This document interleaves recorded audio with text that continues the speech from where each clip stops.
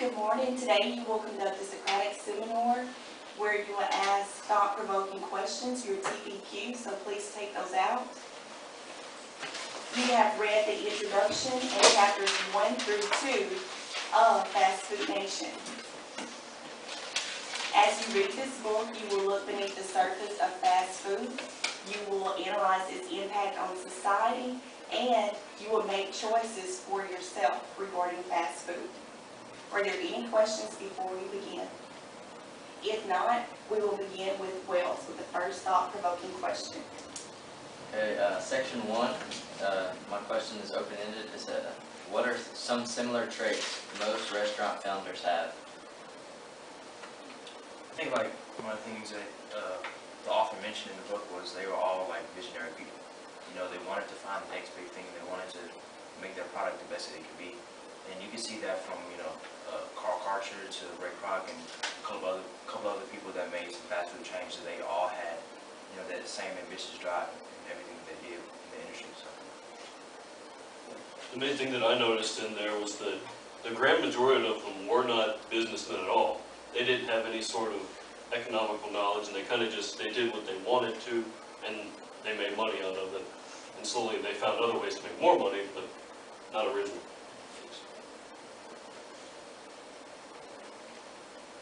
Are there any other comments or questions or anything else? All right, we'll move on. Okay, my question is from section 1. It's an open-ended question. It says, what do you think was Carl Karcher's motivation to go into the fast food business?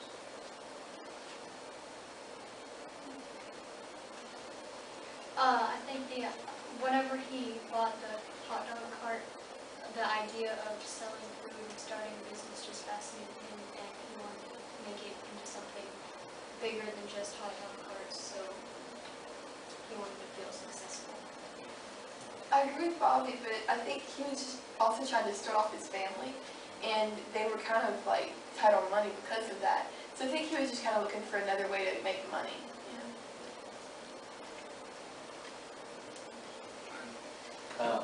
Well, in the book it described his past life as being nothing like the atmosphere in California. And it said he was amazed when he landed in Anaheim, like when he went into Anaheim. So I think, like, since he was in a new place, why not start a new thing, like it was like a new ambition for him. And I believe, like both of them said, it helped his family. When he got the hot dog cart, he just was like, all right, I can do this, and I want to make money this way. Great. Any other questions, comments? All right, move on. My question is just a closed-ended question. How did Carl Karcher acquire his first hot dog stand? Like, what did he have to do to get it? He kind of had to like save up money and like borrow some from the bank and stuff. I think it was like $350. And I don't know, it kind of like, it's ironic because he paid that little thing today, and it like grew into something so much bigger than it was. Okay. Any other questions or comments?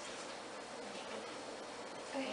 Yeah, it's kind of specifically, but it said that he borrowed $311 from Bank of America using his car as collateral for the loan, and then he persuaded his wife to give him $15 in cash from her purse. And so with that, he bought the car to kind of start his hustle too. Also, and you have to remember, his wife was totally against this. Like, she was totally against it. She didn't want anything to do with it. But it ended up paying off for him. So, he took a lot of risk in doing that, but it paid off for him. In a really major way, too. Didn't she like work her own hot dog cart after he started getting bigger? Yeah. Anything else? All right, move on. Okay. If restaurants were now like they were back then, like where there were fewer and they were more healthier, would America be as obese as it is now? I don't think so, because whenever fast food started out, it wasn't all about getting the cheap stuff and the unhealthy stuff. It was about satisfying the customers. So if it was like that now, I don't think there would be as many restaurants and fast food places open obesity would be so bad. I think in a way it could, but then in another way, because it was healthier then, it couldn't. But the way that it could is that people are gonna think, well, you know, it's good for me, so I'm just gonna keep eating more and more of it until I can't eat anymore. And so that's gonna add up to about the same amount as if you ate McDonald's once a day. Oh, well, I thought that it would actually lead to less obesity because people in that day and time didn't eat quite as much fast food as we do today because I guess they weren't quite used to it yet. So that's just what I thought. Another thing, if you think about it, like if the restaurants were like they were back then today, there wasn't as many of them. And I think that comes to be a problem today. Like you think of all the McDonald's there are in the United States or in the world really, and you have to supply all the products for that to feed all those people. So I think they want to have the cheap stuff like Bobby said. And if you had the old time restaurants like back then, I think it'd be more authentic and better. And that probably would lead to less obesity. I don't think they'd be as obese, but I think it'd still be pretty bad because the way fast food works is it's never really planned. I heard that the other day. But they could go like really late at night, and that's really not good to eat that late at night. They'll ask their kids, what do y'all want to eat? Well, I don't know. And they'll drive, there'll be a fast food restaurant right on the side of the road, and they'll just go there on instinct. That's all. Any other questions or comments? Do you think the impact fast food has on us today would be the same if McDonald's wasn't so successful? I think the impact could be similar because there are other restaurants other than McDonald's, but most of them competed with McDonald's, so it's like they were kind of the same thing, but not the same thing. So they just keep going back and forth.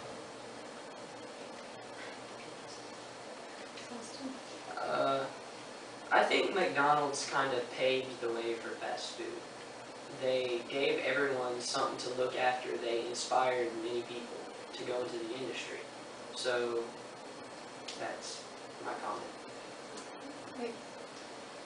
Well, kind of like what I think it was Emma said. Although McDonald's was the main restaurant, if it would have gone out of business, I think other businesses would have stepped it up and became the main business that McDonald's is today. And it would have practically been the same. Like Burger King probably could have taken their place. Well, Something else you have to remember though is, like when Carl heard that the McDonald's had opened, the original one, he went over there to use some of their ideas. So I don't know, maybe if it wouldn't have been as successful, maybe other people would have just stopped and like, oh, if they didn't work out and they were so big, then what makes you think that us being so small, could work out? So I think that could have maybe stopped it or slowed it down at least. Any other comments or questions? If McDonald's had agreed to Disney's condition, would it have made a bigger difference in how McDonald's is today? No. I think it would have slightly decreased the number of customers, even though they would only have to pay a nickel more for their normal food. There would be that handful of people that would say, well, if they're just going to increase their price, I can get the same food somewhere else.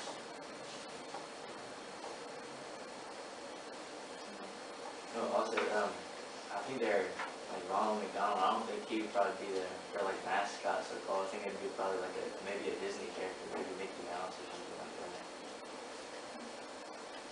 Any other comments or questions? Okay. Do you think that the speedy service system was a waste of time? Like they shouldn't have done it? I don't think they shouldn't have done it because that's what kind of started everything, and that's what built up to where it is now, I guess you could say. Because that's how the McDonald's brothers did, and then he bought it from them. Are there any other comments or questions? If you were back in time when the fast food business was booming, would you like drop out of high school and try and pursue a career in fast food? I wouldn't drop out of school and try to pursue a business because a lot of people love the fast food idea, and so a lot of people dropped out of school and decided to try their own business, but not everybody was successful. So there's no guarantee that if I were to drop out of high school that I would be successful in building a business for a fast food restaurant. I would not have dropped out of high school to pursue something like that, especially because at that point in time, the market was oversaturated. Like Bobby said, there were tons and tons of people just all trying to make their own little restaurant with their own little spin on it, even though a lot of them were basically the same. So I would just not do it due to an oversaturation, basically. Okay, that's kind of the way I feel. I also feel like it depends on the person. You know, if, like for me personally, I wouldn't have done it because I don't really have that drive to want to set up my own restaurant and that sort of thing. But if someone really did have an ambition to really go out with their own idea, with their own unique, creative idea and put that into the industry, then I feel like, I totally feel like they would probably, go for it in that situation. So it just depends. Like Bailey and Bobby said, like they had tons and tons of people, but never in the book did it, I mean, it vaguely describes how many were unsuccessful. And I mean, you have to think about that too. And dropping out of high school, I think, like you can't really, I mean, if you want to pursue that, like Katie said, if you have the ambition to do that, then you can do that. But I feel like we need an education to go into something a little bit bigger and more like ensuring, I guess you could say, that you can have success in. Also, if you were to drop out of high school, you wouldn't have all the knowledge that you needed to start a business. So even if you were successful, how would you keep up your business? And then if you weren't successful, what would you do? You already dropped out of high school and tried to have a business, but it failed. What else would you do? Like there's no turning back. Yeah, once you drop out of high school, what are you going to do after that? Any other comments or questions? Alright, this is a world connection question. I mean, universal thing. Why do people continue to eat fast food knowing how bad it is for them? People these days are kind of lazy, and they're like, oh, food's just going to be given to me. I might as well take the opportunity and go pay my $5 for something instead of having to make it myself, and it's just there in front of me. And they don't really care about what's going in it. They just think, oh, it tastes good, it's cheap, might as well. I think one of the reasons is it's become so much a part of our everyday lives, really. I mean, you drive into town and what do you see? You see fast food everywhere you go, really. And like Emma said, like it's cheap and I mean it's really good, but it's not good for you. But no one really thinks about that while they're eating a Big Mac at McDonald's, Like no one thinks, oh, this is bad for me, I'm gonna eat it. They just, I mean, it's become so part of our everyday life that I don't think people really realize or stop to think about it.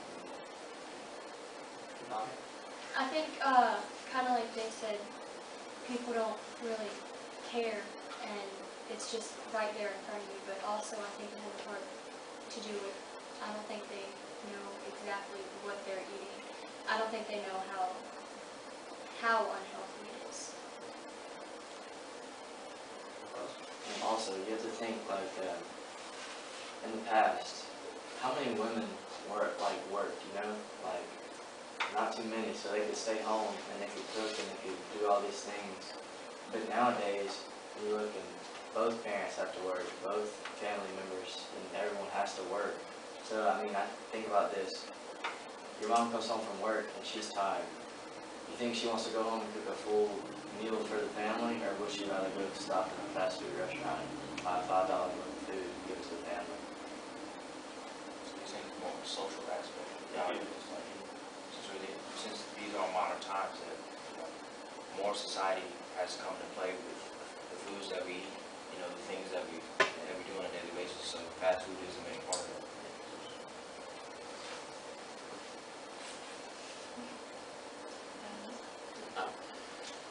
Well, mine's a world connection, and it's, did Ray Kroc have an original idea when he built small playlands at McDonald's, or did he just rip off Disney ideologies?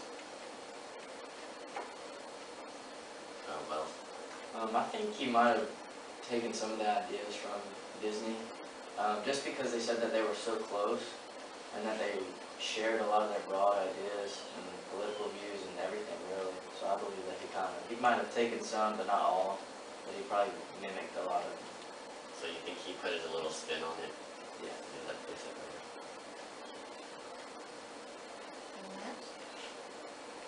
Okay, this brings us to a close for our Socratic seminar for today's class. I'm going to pass around your exit slips. I need for you to write your name and today's date.